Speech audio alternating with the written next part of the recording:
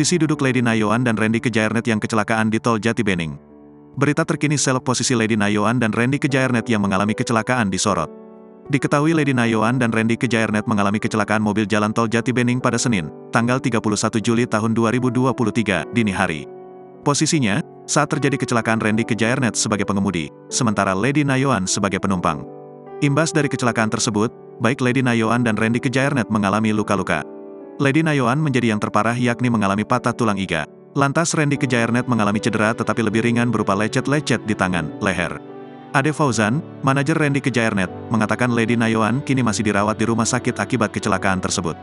Lady butuh perawatan karena ada tulang iga retak, terang Ade di Jakarta, Selasa, tanggal 1 Agustus tahun 2023. Tetapi Ade enggan menginformasikan di rumah sakit mana Lady Nayoan dirawat. Ia mengatakan tak memperoleh izin untuk mengungkap tempat perawatan Lady. Sementara Randy Kejaernet mengalami luka pada tangan serta lecet di bagian leher. Dan kondisinya cenderung baik, berbeda dengan Lady Nayoan. Ade mengatakan Randy Kejaernet akan tetap mengikuti sidang cerai di Pengadilan Bekasi pada Rabu besok. Randy baik-baik aja, besok kan hadir di persidangan, bisa dilihat langsung, kata Ade kepada wartawan, Selasa, tanggal 1 Agustus tahun 2023.